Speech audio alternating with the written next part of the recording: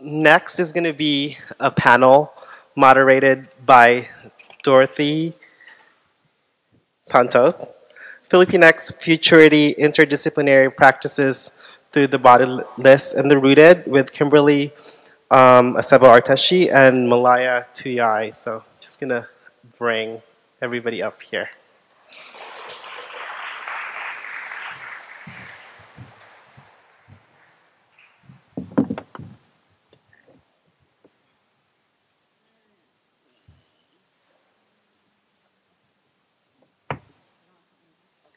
I guess I'll sit. I guess I'm sitting in the middle. Okay, fine.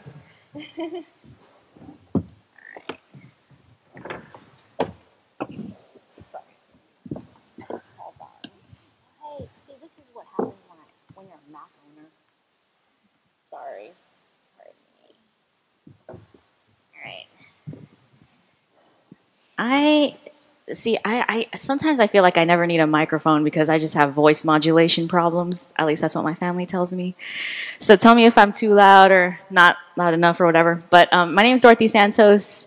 I am a Libra, for those of you interested. I'm a Virgo rising. That's why I broke up this panel in a particular way. You'll see that. But I definitely want KIMBERLEY and Malaya to introduce themselves. I definitely am big fans of their work. And KIMBERLEY's going to go first, then Malaya. And then I'm going to hit him with 3 questions around methodology, digital culture, and resistance. Get ready. Hi. I'm nervous. Okay. Can we go to the first slide? So my name is Kim. I'm a interdisciplinary visual artist. I'm also an educator. I'm an artist curator. I do programs management for Cool Arts.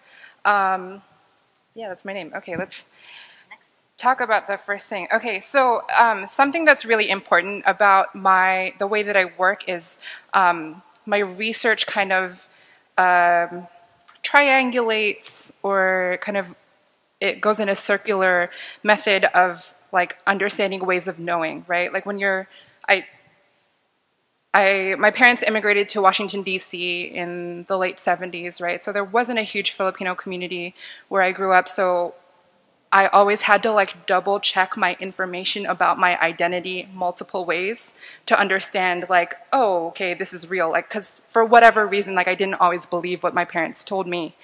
So I'll talk more about that in terms of my process. So the first work that I'm going to talk about today, this is in dialogue with Carlos Villa's tattoo self-portraits. And so this is one of the first stories that I heard moving to San Francisco. So Carlos Villa, rest in peace, the amazing artist, educator, community person. The story is when he got to, I don't remember if it was undergrad or if it was grad school, but he asked his professor what Filipino art history was, and he was told that there was none, right? And that kind of was really challenging because during that time, all you could do to verify that was find books, and there weren't that many books on Filipino art history during the time, right? So thinking about Carlos's tattoo pieces and how he knew that there were legacies of like facial tattooing and traditional tattooing in the Philippines, the only images he could find were of Maori tattoos, right?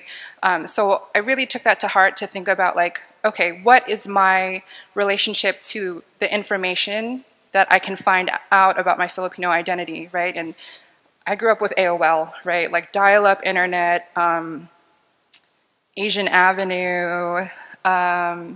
So the majority of my relationship with my heritage has been mediated by technology, right?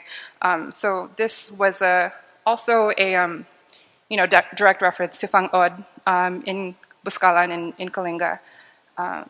Next slide.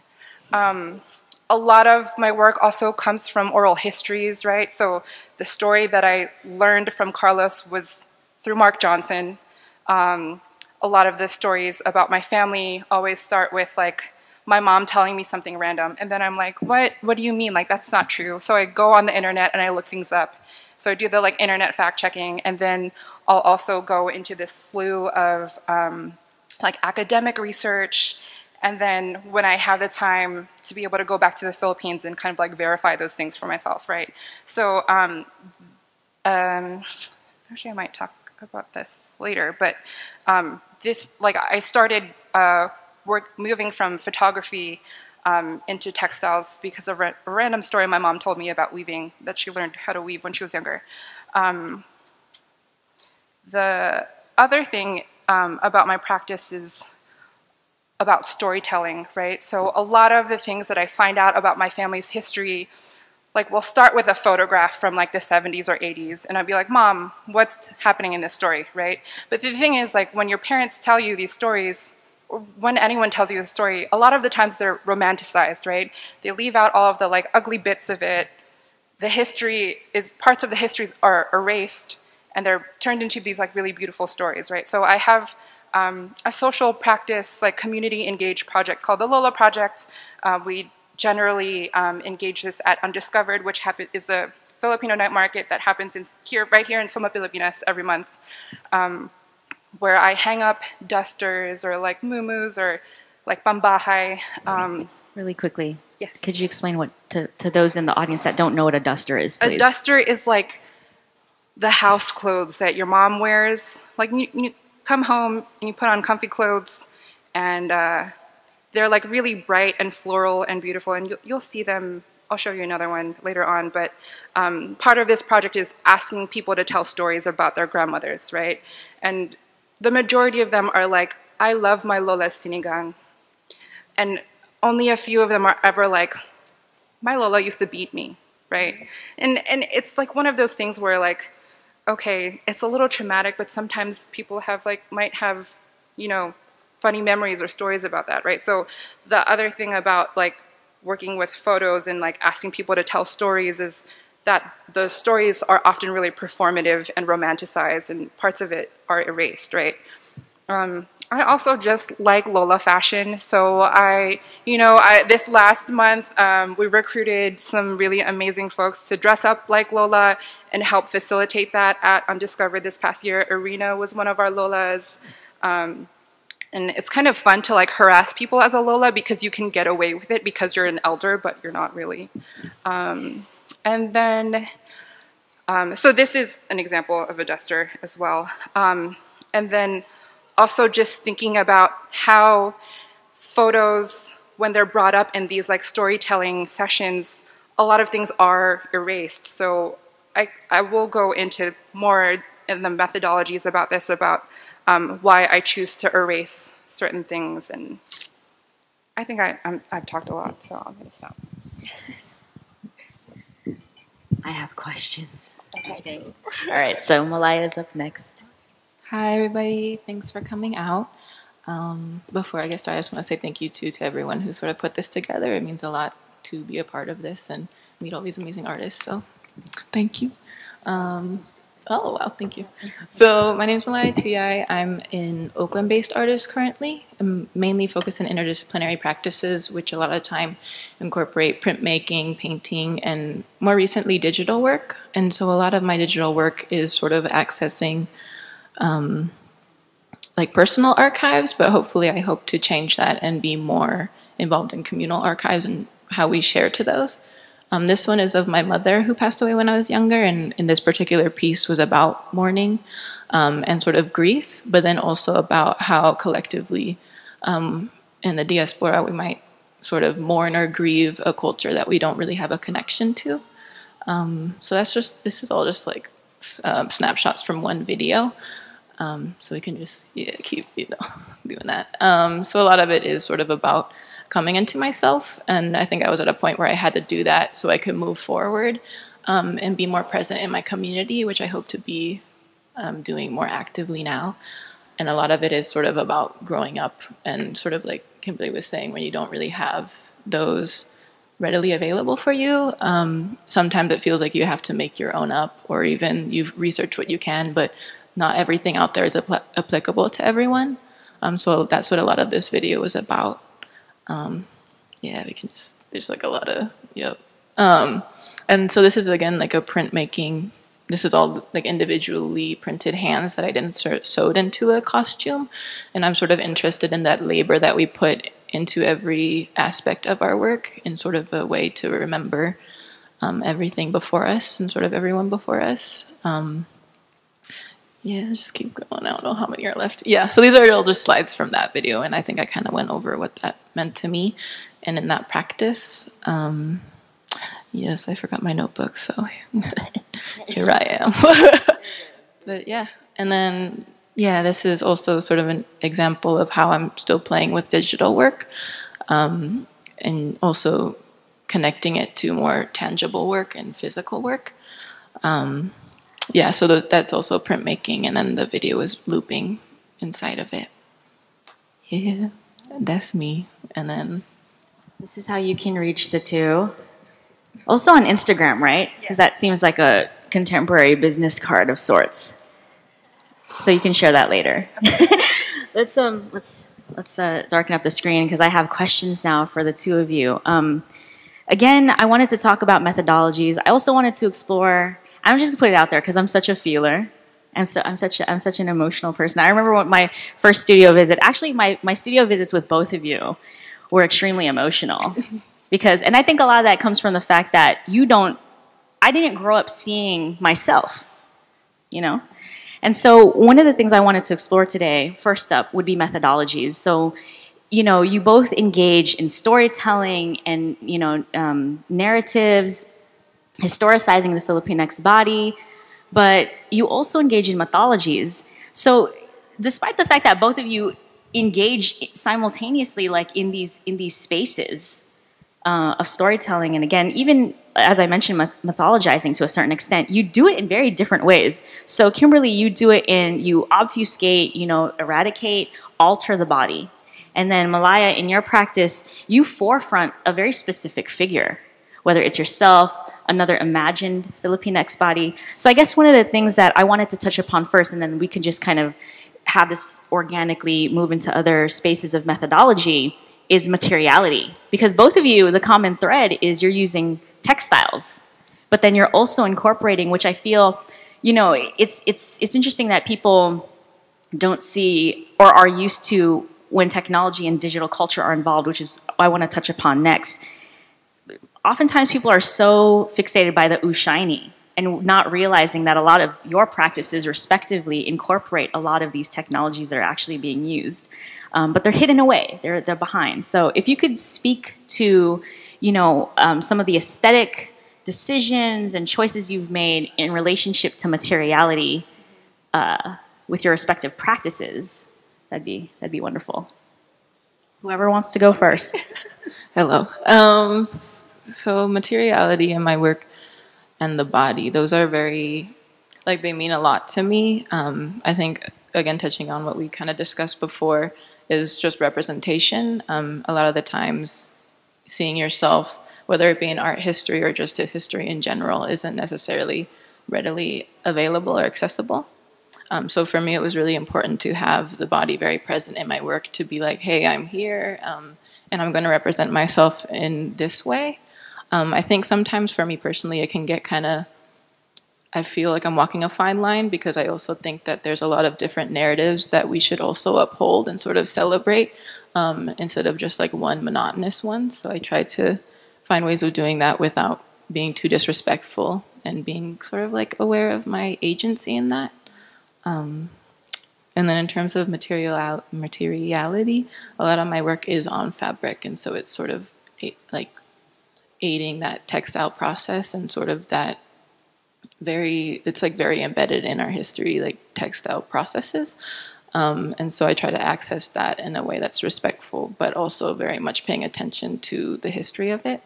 I still have a lot to learn, though, like most people do. But you also use textiles as the place where because you're you do printmaking as well, and so you obviously there's something very valuable about the idea of multiples and multiplicity. So could you, I'm going to get to you, Yeah, well, but could you speak to this idea of multiplicity? Because as a printmaker, most of the printmakers that I know, that their number one kind of ethos is, I want this for the community. Yeah. And we've talked about that. So if you could speak a little bit to that, because it is, you know, Kimberly, you use, again, materiality in a different way, but also believing in a participation from the community. And you use that same kind of ethos. So if you could maybe share an experience of, or even kind of from that printmaking side of your practice. Yeah, I think for me, the idea of multiples is really important because it's a way to get information out and also to share something. And so in any given situation, I kind of like to add a stack of prints that I've made just so people can take them away, because it kind of breaks that barrier of like, oh, this is a fancy whatever. I mean, not that I'm in super fancy places, but like this is an art gallery setting. And I think because I used to go into those spaces and feel like, oh, do I really belong here? Or do I really know, like, are they really speaking to me? And so to have that sort of access available of the multiple is really like nice to access in my work, because I can kind of break that down. Like, no, you can touch this, you can take this, and especially like if this is talking to you and your culture and your experiences and traumas, like have this, and you know. So that's why I really appreciate the history of printmaking in that sense. No, totally. So Kimberly, moving on to you, could you speak a little bit more about your use of different materials and textiles and materiality in your practice? Because again, as we see in Bodiless, you're using the duster in a very intentional, specific way. So could you, again, to reiterate the question, speak to that choice of using the duster and its you know, the very material practice of the Duster Project and even the Lola Project, because I remember the installation that you had at Undiscovered, you just, the what is it, the chain link fence was strewn with dusters you have collected over the years, or the past few years. So, yeah. Can we bring up one of the slides? Is it okay? Yeah, no, totally. So I want to talk about this work, and this was actually some of my MFA thesis work. The image you can't really tell from this angle, but the portraits are pixelated. And what is significant about that is, like, I'm always thinking about how my body, specifically in the relationship to my work, is being moved, right? So if you ever get a chance to see this in a physical show, up close, these are about 80 inches by 60 inches. So up close, when you see the work, you can't really tell that they're portraits, right? The pixelation kind of like brings you really close to see like the materiality of the fabric, of the weaving, to like examine the colors of the threads, right? And it's not until people step back that they understand what the image is, right? So for me, this work specifically is thinking about how my body has to be forced to be up close to it and away from it at the same time. This is really important because my work over the last few years has been trying to place myself in like the legacy of histories or herstories of Filipino women throughout the last few centuries, of labor workers, of nurses, of care workers, of people, women who work in that industry, who very often are forced to move to different countries to be able to earn enough money to be able to send it back to their family in the Philippines, right? So there's like multiple shifts of labor that happen, right? Like you're providing care for like a Singaporean child and like loving this child, and then like at night when you're finally off your shift, you're Skyping with your children and trying to give as much love as you can to them, right? So thinking about like my body, like my experiences, I will never have to live that kind of life, but being able to place my experiences as a woman who lives in San Francisco, who is far from my family in the Philippines, who is far from my family in Maryland, and like the amount of sexual violence and all of that, the different traumas of like generational trauma and diasporic trauma that I experienced, and being able to like link myself to this larger movement of women, right? So thinking about the body and invisibility, right? Like our Filipino women have so much force, but the majority of the time we're not seen as humans, right? There's so many cases like daily in Dubai and Singapore where you find women in freezers in like slave situations, right? So thinking about how, like, because of our predisposition to providing care for others puts us in a place where we're often invisible, and taking up space in a way that's like beautiful and like colorful, but not really being there. So that's a lot of my choices in like erasing the body, but seeing the form there in some way that makes you wonder about the person that was there. Okay, I'm going to put you on the spot on behalf of somebody who asked a question on my Instagram. Oh. No, I'm serious. No, because we were kind of building up, and this is part of the digital culture that we're talking about. My friend Arlene said something really interesting. She said, "I want to know about the spirit, the spirit in the dress." And here's the reason why kind of conversation ensued between the three of us, very brief. But again, this is kind of what I'm talking about when I think about even Malaya in your work. When I first saw your work, I literally saw, these representations of spirits or ancestors that are moving through these portals. And you even said this during our studio visit. You said that you use fabric because it gives a type of movement. There's a kinetic. Sometimes if the wind or there's a breeze in the studio or the gallery, something kinetic happens, with your work. And very similarly, even though this is photography, and I'll ask on behalf of Arlene, tell our friends and community here, because that does spark a lot of interest, this idea of almost like a magic surrealism with your work. Mm-hmm. And with Bodiless in particular, because you see these dusters throughout San Francisco and there's no body mm-hmm. in them. But you know that simultaneously there is a body that is seen in both seen and unseen. Mm-hmm. So I don't see her here. So you have to answer. Yeah. So like this, some of the background tea on this this image is also about the way that I feel like as a artist of color work in white institutions, right? Like where I'm performing really hard just to be able to like photograph this, like turn my timer on, like go there, like hit a pose and like hold it for like 10 seconds and then come back and like check if it came out the right way, right? Like, so like behind all of the form, like someone is there working really hard for a moment that will only have the beautiful things be seen, right? So I think about my mother a lot, where like I don't always notice the sweat that she breaks in raising me, right? But I remember like the beautiful things so it's, for me, like the spirit behind it is just how I see like every other Filipino woman like out there in the world, where like you see what's beautiful and you might not see everything that's there, like the hard work that they put into everything.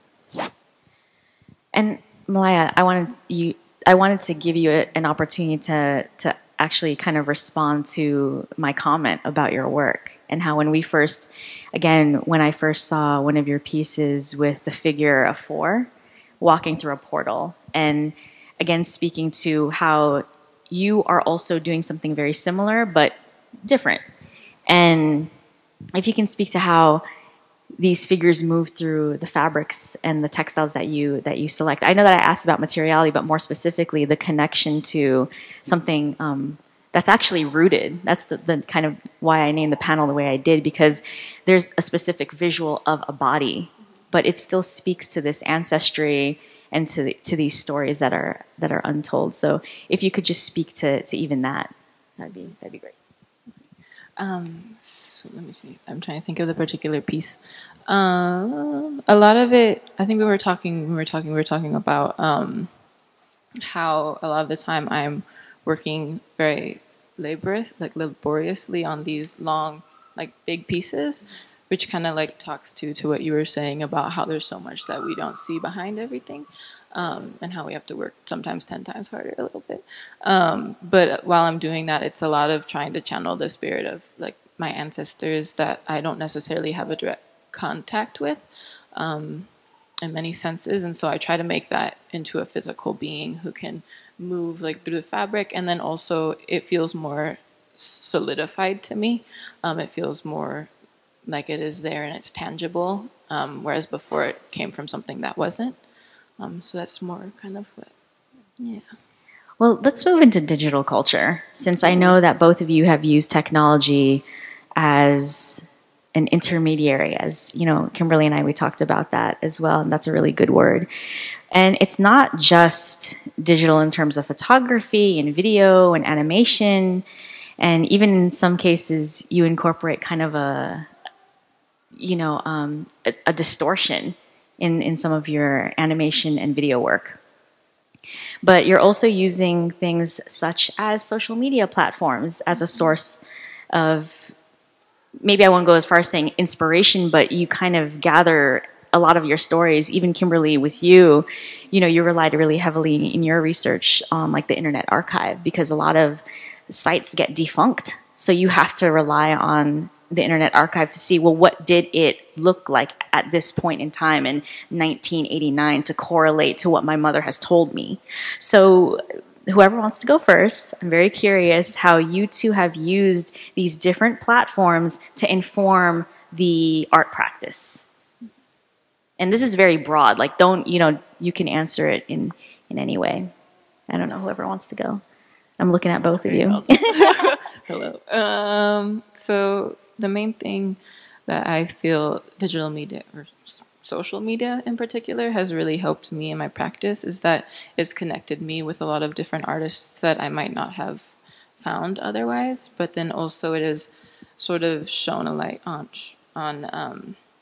like Alcadev Lumad schools across seas, and it's sort of an ongoing archive of what is happening currently with Lumad schools and the military encampment, and sort of having access to something like that, which is something I wouldn't have had a long time ago if we didn't have social media, is something that I find like I really am appreciative of social media for. And I think because it constantly checks me on what I'm making and like whose stories I'm trying to remember, and also like when you have to sort of be humble and listen. And I think that we wouldn't have had access to the stories and what's going on right now without that, or it would have happened, but like way later through mouth, and it wouldn't have had the airtime as something like its own social media account. So that's really inspired my work and like how I choose to use social media from here. Let me ask another to kind of follow up with that question.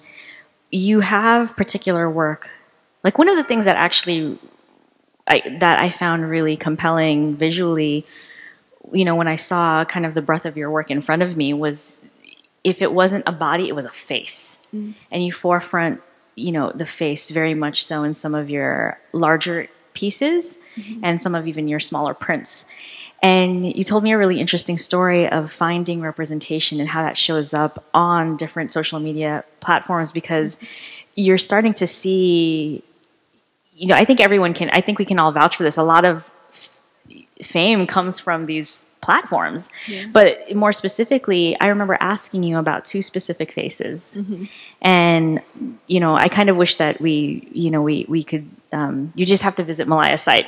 But, but if you could speak to one of the works in particular where you actually were inspired to literally draw, mm-hmm. and kind of cast these faces onto larger kind of tapestry, if I can call it that, of work, and how that affected even your idea of how, Filipinx bodies, but also mixed, mm-hmm. Filipinx bodies are represented. Mm-hmm. And could you speak to the kind of maybe some of the complications of that? Oh, yeah. So that piece in particular was referencing to social media accounts that they have like a lot of following, and they're both mixed race Filipinx and with another race.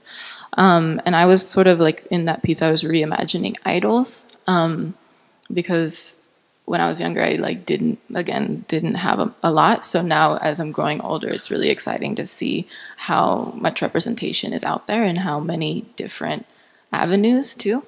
But the one thing that we were talking about when we were talking about that piece is sort of like, do I have the agency to represent these many voices? And I think in that, like as a community, what I think is so beautiful about spaces like this is that we're being very true to our individual voices while also raising others' voices up, because I think for one to try to represent a whole is just like a mess. And so I think it's beautiful to see other artists sort of supporting each other. And so that's where I was being critical of like me using that, because sometimes it feels a bit exploitive as well when you're using like someone's actual face. And so in the future, I want to be more aware of that. Moving forward and being more communicative with those individuals. But I bring that up because it connects back to Carlos Villa's idea of finding Filipino-ness out there in the world and not finding it. So to a certain extent, sometimes we have to take those risks as artists and writers to be able to kind of even situate ourselves to have that then agency. So then flipping this back onto you, Kimberly, when we think about digital culture and technology as an intermediary, could you speak to how that particular, and I go, this is kind of mixed in with the methodology, but related to digital culture, what in your research, when you were digging through the Internet Archive for all of these sites and these platforms and forums to get a sense of, you know, your positionality and how you wanted to be represented, but also how you wanted to represent a particular specific type of Filipinx experience. That would be really awesome if you can answer that question or address it somehow. Yeah, so I think my two kind of frames on digital culture is that, like, one, we kind of generally have this idea that like the internet is the truth and that we can find the truth on the internet. So we are always like double checking to make sure, like, oh, what time is this cafe open? Like, check the internet, that internet tells us, right? And two, the internet is like, our presence on the internet is so performative, right? So that for me, that's also just thinking about like the photos that my mom took when she was still like single in DC of like, I'm gonna pose this way and then send it back to her mother in Batangas, and the performativity of that like archival photo and how we are performative on Instagram in the same way. Like, I'm gonna catch my light, right? And like make sure this like blemish doesn't come out and do it in the same way, right? There's actual tips for how to take a selfie. You have to like do a circle until you find the right light. No, I'm serious. I'm serious. I actually had to, I did research on it, not for myself, okay? I did it for research. I wrote an essay on the selfie. Anyway, okay, that's besides the point. Continue. I'm so sorry. But I think like this is important because like this, I mean, thinking about like like for me, art has always functioned as a way for me to historicize my family's stories, right? Like no one's ever gonna write a history book about Ibaan Batangas and Munting Tubig. Like no one's ever gonna do it, but me being able to tell these stories is historicizing it through social media and through my internet research. So like I mentioned earlier that my process, my methodology is like really circular, right? So even like getting into working with textiles was like a kind of blew my mind. Like I was in my last year of, the summer moving into my last year of grad school, and I'm talking to my mom, and a lot of times like I'll talk to my mom and like we'll talk about random things and then it'll inspire me to do something in my work, right? And I don't even remember like what we were talking about, but she starts to go off and she's like, yeah, you know, when I was in elementary school, I learned how to weave. And I'm like the last 6 years of my life, I have been struggling with my identity as an artist in this nursing family. And you're just telling me now that our family has a legacy in these like really material crafts, right? And so like, I'm like, I don't believe you. Like, you're lying, right? And she's like, no, it's real. Check Facebook. There's a Facebook page for the weaving community in Batangas. And she sends me a link to this Facebook page, and I look at it, and I'm like, dang, you're right. And so like it always kind of has this like circular thing where I'm like asking my mom a story and I'm like, no, you're making stuff up. And then she's like, no, it's real. And then I go to the internet, right? And coincidentally, she sends me these like videos. There's still a weaving community in Batangas where my mom grew up, and they still have like 300-year-old like wooden looms. And my mom sends me a video from when she was there in 2015. That was this morning. She sent it to me this morning. I don't think she like knew, but really coincidentally, she sent it to me, and I was like, this is perfect because this is exactly like what happens in my practice, where I'm like trying to, for my own personal self, I'm like uncovering the stories about my ancestors and my family's like history, and also trying to like disseminate that through my work and like historicize that in that way. Wow, that's a lot. Oh, actually, no, I just thought about something to kind of go back to Malaya, because this is actually related to research, and I really hope that you don't mind me getting super personal. I'm really good at putting people on the spot, if you've noticed. No, you mentioned to me that your father's a journalist, that he did a lot of activist work. And that in and of itself has to, especially contemporaneously, it is dependent on researching, like digital culture almost becomes inevitable in that practice. So I'm very curious how maybe your father's, desire to, and this is going to relate to the final kind of, the final topic I wanted to discuss with all of you, or with the two of you, but also at large, like even with the audience, because I want to save the last 15 minutes for all of us to be in conversation. But this is related to the futurity part of it. And this is kind of what I'm going to ask, which might be a little bit more the emotional part, well, at least for me, of resistance. But just to kind of, to end the digital culture like segment or part of our conversation, could you speak to even kind of how your father would, maybe research, or even what was his influence on your practice as an artist and using these different platforms, and maybe how your father was using them a little bit differently. And I only say that because I know that he was so supportive of you being an artist, and that relates because I have a story about my parents related to kind of even the three of us. But I thought I wanted to kind of fold that into the conversation, since Kimberly also brought up, her mother and how technology actually enables like really quick dissemination of information. Yeah. So really quickly, I'm going to clear something up. He was more of a photographer, and because he's going to watch this and he's going to be like, what lies is she spinning? But like, so he was a photographer, but he was in the activist movement in San Diego. And he is a very inspiring person. When I was a kid, I was very much like, we would have our little battles, and that's kind of how it is. But as I grew up to learn and to really respect him and the stories he holds, and like so much of what he's done. And I feel like really stupid for not have done that earlier. But yeah, a lot of his work was photojournalism, and that has sort of impacted me a lot because he was so supportive, which I feel like there's a lot of people who don't necessarily have that. And so he sort of helped me to flourish into who I am, and I'm very grateful for that space. Yeah, he's a cool guy. I mean, he sounds like it. That kind of leads me into this really possibly contentious, conversation on resistance. And the reason why I felt like this was really important to be in conversation with the two of you about is because I remember having a conversation with my mom, and I was doing community organizing while I was in graduate school and working full-time, because I like to stay busy in a really not so healthy way. That's changed. But I think we're all like that. I think we all kind of succumb to the things that we feel that we need to do to be present, to be active in our respective communities. But the reason why I wanted to focus on resistance in relationship to Filipinx Futurity is because the question of futurity automatically assumes a fight, a resistance, that you have to think about who and what you are doing this for.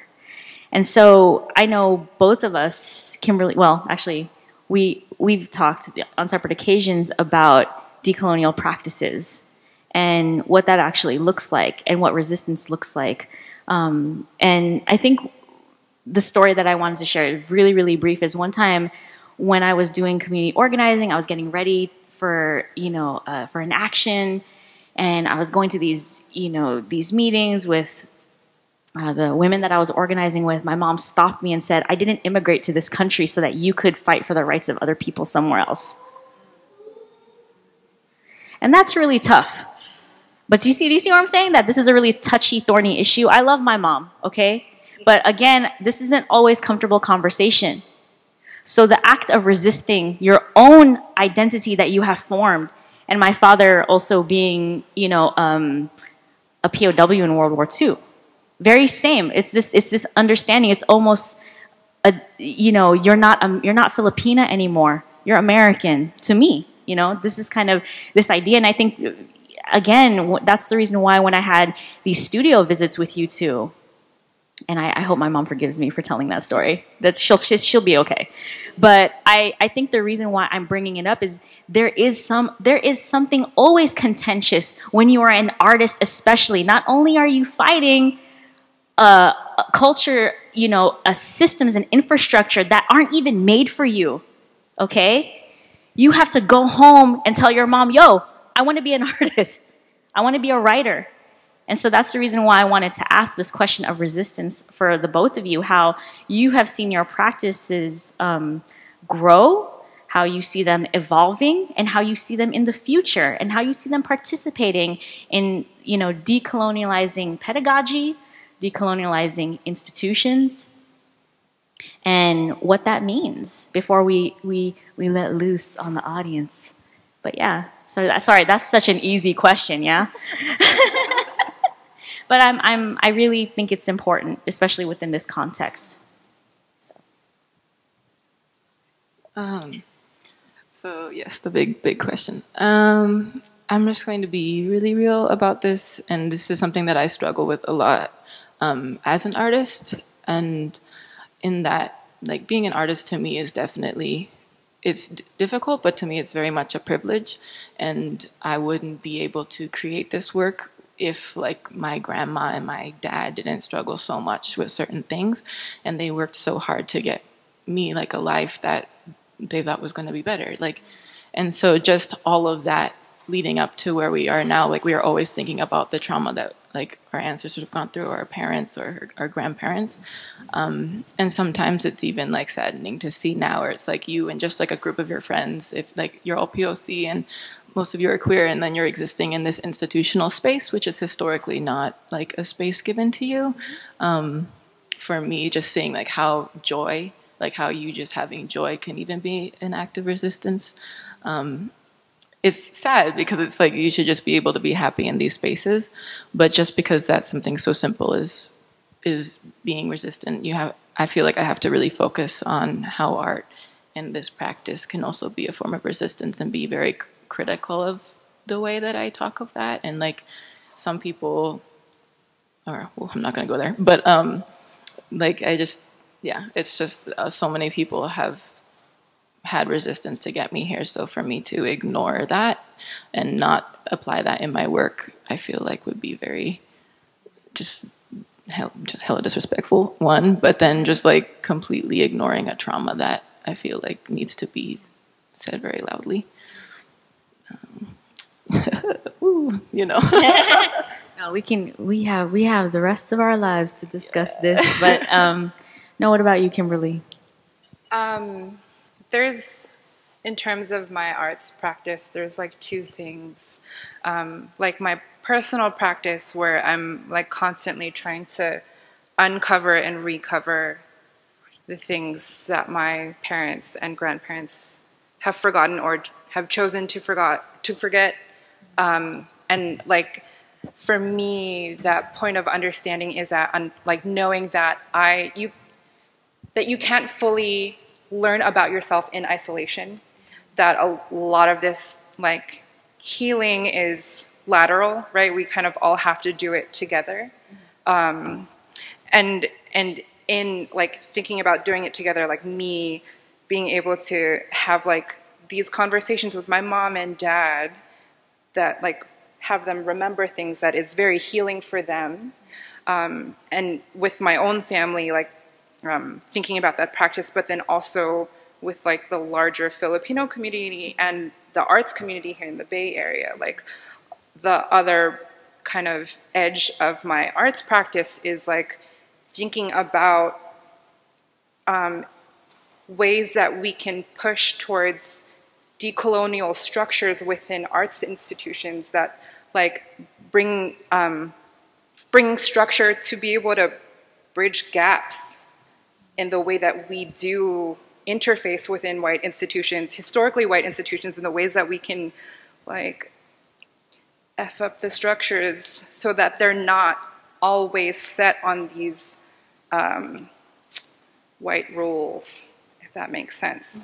So like being like my work with Cool Arts and understanding that Cool Arts has been around for 35 years because they wanted to make space for themselves within this like larger arts community in San Francisco, but then also like working with SOEX and understanding that like they might have precedents that they've been working with for 20 or so years, but that doesn't mean that they have to stay with that precedent. That I have just as much experience, even though I work with a cultural or an ethnic institution, organization, that same experience is just as valid as any other person that comes into that space, right? So understanding, or like being able to give myself that agency of understanding that I don't always have to participate in residencies or fellowships that are run by white institutions to be able to validate myself in that kind of work, right? So to keep doing that own work within my communities, and this is, I'm not passing a judgment, but this is my tactic, right? Like to keep doing that work in my communities and being able to like coalition build in our own communities so that we don't have to think that we have to check off diversity boxes for other spaces. No, this is good. So before I open it up, because I know we can get wrapped up in questions, and I know I can feel it. There are questions. I wanted you two to, and thank you so much for that, Kimberly and Malaya. I wanted you two to plug some of the things that you're working on. Or Tita Dorothy's going to do it. No, but seriously, what are the things that you're working on before we get to questions? I'm doing this in a little bit of an unorthodox fashion. So, Kimberly, if you want to go first. What am I working on? I have an in-progress work show coming up at the Growlery with Francis Kalimlim in Where September. Are you, Francis? Raise your hand, Yay! The Lola Project will be back at Undiscovered in October with a whole gang of Lolas, so you should come out if you haven't been. The entrance is free, there's music and food, so you can get to know the Filipino community. If you don't know it already, you should. What else am I working on? I have a curatorial project at SOEX in April for the spring, and then Cool Arts always has amazing ongoing programming that you should come out to. coolarts-sf.org. That's it. Oh, Sorry. the websites. So that you all know. And then Malaya, what are you working on? So currently I'm really excited to be a featured artist for the Aperture event through Kearney Street Project. Yes! It means a lot to me. Like, it means so much to me. And that'll be happening in October. Yeah, so thank you, Aperture. That's all I got going on. You are also an heir at Kala. Oh, yeah. Don't be shy. Yeah, I was an artist in residency for a few months at Kala Art Institute, which is a printmaking studio in Berkeley. And now I work there as an intern. Yeah. Awesome. Sorry, I forgot one thing, because this is important. I am working on a collaborative project with Weston Turia called Means of Exchange, and will be exhibiting at the SF State Art Gallery in September with Mike. Mike Arce. Okay. No, Mike, don't be shy. He's helping organize, but I do. I'm working on a project with small business owners in the SOMA. So if you want to see the culminating work of that project, check it out in September at SF State. Okay, because I have a shameless plug. I have a podcast coming out with Art Practical because I'm talkative and loquacious and curious, but it's called Print Screen. So I hope you check that out. It's going to be released on October 17. That's my birthday. And I did not choose that date, by the way. But just a shameless plug. But thank you. And again, please check out Kimberley and Malaya's work. We have about 10 minutes. I did want to give an opportunity to the community, our community members here, to ask questions. I think this is a great, I always feel like no one takes full advantage. We have artists. Please ask questions. I got more, but, and Mark has a mic. Yes. Thank you. So this is a question for Kimberley. And you mentioned a couple of times that with your mother, you were hearing these random stories that were unbelievable. Tell me a couple of these things that were unbelievable that you couldn't believe. I mean, growing up, they were normally the stories that, like, you know, growing up in the suburbs of Washington, D.C., they're, like, kind of hard to understand that, like, they actually ate all of the rice that was on their plate. They did not leave, like, one little grain because there was nothing else for them to eat. Like, so little things that kind of instilled fear. And then also just, like, my mom, when she would go to high school in the morning, she'd wake up at 4 in the morning. She'd pick her own coffee beans and roast it that morning and then make her coffee. Because otherwise, like, they don't have cafes like that in the provinces, right? So she had to, like, literally go, like, sometimes, like, if there were not ripe beans in their yard, they'd have to, like, hop the fence to the neighbor's yard and, like, try not to get caught. Like, so they would go early morning before the light would come out and, like, steal beans from the neighbor and then, like, go back and roast them and then boil the beans for, like, kape barako, right? So those, like, kind of stories like that, which I'm like, maybe it's true, maybe it's not, you know. And that my aunt always has my mom's a more conservative storyteller of the family. My aunt tells me this story. She loves telling this story that there was, like, a tamarind tree next to their house, right? And my aunt was, like, the most beautiful of all of the sisters, right? She'd say this all the time. And that when she would come home from school in the afternoons, that there would be, like, a line of young male suitors, like, lined up at the tree, like, waiting to sing to her at the window. And so that's one of the stories where I'm like, I don't know about that, tita, like that. Maybe there was one person outside, but I don't know about a whole line. So kind of like some of them were like, you know, when I was younger, like, I just couldn't conceive, like, the labor that they had to go through in growing up. And then also some of them where I'm like, you know, you're trying to feel good about your teenage years, but, you know, makes them feel good. Yeah. Thank you. Oh, that's a great question. Does anyone else have? Oh, Leah. And another one. Thank you so much. I have a question, and I was just listening to how you were talking about the spectrum of materialities and immaterialities that you address, forms, and, like, the spectrum of resistance and oppressions. So I was wondering if and how you identified forms of gatekeeping in your work, and also related to that, forms and perhaps a spectrum of internalized oppressions. And I think the bigger question is, how do you push through, or how do you break through those? That's a great question. Who do you want to? Sorry, I put you on the spot again. I'm so sorry. It's cool. No, yeah. This is something that is a beautiful question, and I think really is important to think about when thinking about materiality. In terms of gatekeeping, I think it's really interesting how a lot of these forms of art can act as a gatekeeping to our stories, and to sort of a history that we might, or a history that we do not know. And yeah, so I'm trying to channel that. Yeah. in terms of like the internalized depression, like I wanted to speak on that. Like that is kind of what pushes my work in the first place. I realized in middle school that like the things that we saw in Filipino movies, like I couldn't relate to. Like everyone's hella fair skinned, you know, everyone has like perfect accents, like they have like nannies and, you know, they have perfect lives. And I remember like in 7th grade looking at these things and I'm like, I don't understand this. Like my parents are telling me this is what it's like in the Philippines, but I knew that because my mom grew up in the provinces on farms, like that didn't make any sense to any of the stories that she told me. So that's part of like why I ask so many questions and why I involve so much storytelling in my practice, to be able to move through those things.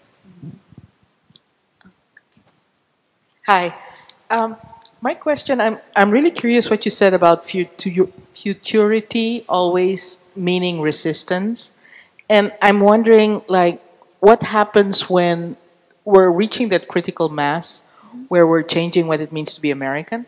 And I think it wasn't too long ago that we thought of pizza as Italian food, and now it's American food. And what happens when lumpia becomes American food? What happens to our identity when, you know, it's the same object, but we can no longer claim it as our own, but rather we have to claim it as an American? I mean, have you thought about that, and what does that mean? Do we lose or do we gain? That is such a great, complicated question. Who wants to answer it? I have thoughts. I definitely have thoughts, but do you seem like you have a question? I was thinking about this probably yesterday when I was like, what's going to happen when ube doesn't taste like ube anymore? You know? Don't say that! But you know what I mean? Like everyone's thinking about it now. So like what's... The only thing we can do is like hold on to the things that are authentic to us, because like my adobo tastes different from your mom's adobo, you know? Like it's all gonna... It's hard to unify everything under one thing. So I don't even know how to answer that question besides like just keep doing the things that are authentic to you. It's upsetting. Well, I definitely have thoughts. I do think this is a really fascinating question. And for those of you that know me and for those of you who don't, I have 5 more minutes. Okay. I'm a new media digital person, so I'm always looking at different systems and kind of the criticality of looking at these different, as we mentioned, digital culture, platforms. And one of the things, there's an artist, I mean, not Filipinx, but it's to your point, Franz, about, you know, what happens at that critical mass. Mimi Onawoha is looking at algorithmic violence and kind of algorithmic disobedience. And one of the things that she found is, one of her projects is literally, I'm going to go search the things that there's no data about. You know, what cannot be found, I'm going to go find that. And I feel that with Kimberley and with Malaya, and even with myself and my writing and my research, and I think respectively, the 3 of us, sorry, I'm speaking for all of us, but I just feel like even just everyone in this room, that's why we're here, you know? And I feel even when we feel that we get to that point, there's still stuff that's unseen, unheard, obfuscated, not researched. So I feel a lot of it is just, you know, it is that constant resistance that almost seems futile, but there's a beauty even in that, because it just means more to look for, more to find, especially with Filipinx bodies and identities and representation, and how we can, our cyborgian selves, you know? So, yeah. I know that I said everything and nothing at all, and I think we can end, yeah.